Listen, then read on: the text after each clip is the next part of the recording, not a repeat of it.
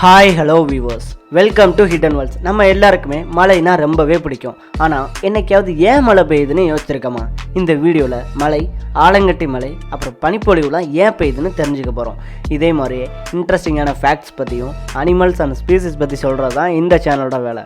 வாங்க ஸ்ட்ரைட்டாக வீடியோவை பார்க்க போகலாம்.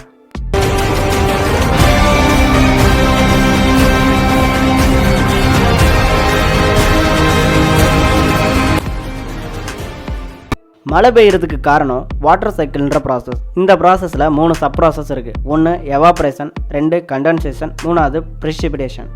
இந்த சைக்கிள் ப்ராசஸில் வாட்டர் 3 ஸ்டேஜஸில் 3 ஸ்டேட்ஸில் மாறும். 1 லிக்விடு, 2 சாலிடு, அப்புறம் கேஸ். இதை தான் நம்ம வாட்டர் வேப்பர்னு சொல்கிறோம். ஃபஸ்ட்டு எவாப்ரேஷன்னா என்னென்னு பார்த்துடலாம். நீராவியாக மாதிரி அட்மாஸ்பியருக்கு போகிறது தான் எவாப்ரேஷன். கடல், நதி, ஏரி போன்ற எந்த ஒரு நீர்த்தேக்கத்துலேயும் சூரியனோட ஒளிப்படுறது மூலியமாக அதில் இருக்கிற நீர் எல்லாமே நீராவியாக மாறி அட்மாஸ்பியருக்கு போய் சேரும்.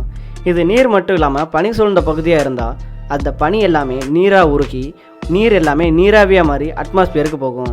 இந்த ப்ராசஸ்க்கு பேர் தான் எவாப்ரேஷன். நெக்ஸ்ட்டு கண்டென்சேஷன்னா என்னென்னு பார்க்கலாம். நீராவியாக மாறின நீர் எல்லாமே அட்மாஸ்பியரில் போய் க்ளவுடாக ஃபார்ம் ஆகும். இந்த ஃபார்மேஷனுக்கு 8 நாள் வரைக்கும் ஆகும்னு சொல்கிறாங்க.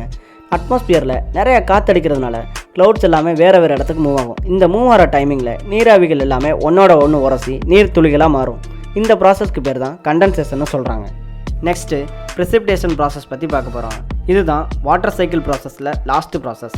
இந்த ப்ராசஸில் சின்ன சின்ன நீர்த்துளிகள் எல்லாம் ஒன்று சேர்ந்துடும்.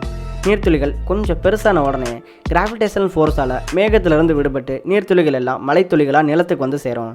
ஒருவேளை அட்மாஸ்பியர் ரொம்ப கூலாக இருந்துச்சு அப்படின்னா அவை மலைத்துளிகளாக இல்லாமல் பனிப்பொழிவாக பெய்ய தொடங்கும். ஒருவேளை அட்மாஸ்பியர் ரொம்ப கூலிங்கான கண்டிஷனில் இருந்துச்சு அப்படின்னா பனித்துளிகள் எல்லாம் ஒன்று சேர்ந்து பனிக்கட்டிகளாக மாறி பனிக்கட்டி மழையாக பெய்யக்கூடும்.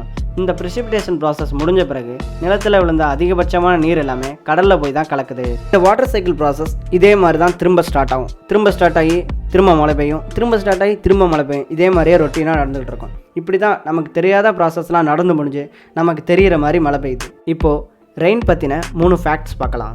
1, உலகத்தோட ஒரு இடத்துல அதிகமான அளவுக்கு மழை பெய்யறதா ரெக்கார்ட் பண்ணியிருக்காங்க. கிட்டத்தட்ட வருஷத்துக்கு 1000 இன்ச்சஸ் மழை பெய்யுன்னு சொல்கிறாங்க. அந்த இடத்தோட பேர் சிராபுஞ்சி. அது நம்ம இந்தியாவில் தான் இருக்குது. 2, ஆவரேஜாக ஒரு துளி நீர் 8 நாள் வரைக்கும் அட்மாஸ்பியர்லேயே இருக்குமா. 3வது ஃபேக்ட், ஒரு துளி நீர் 3000 வருஷம் வேப்பராக மாறாமல் நீராகவே இருக்குமா.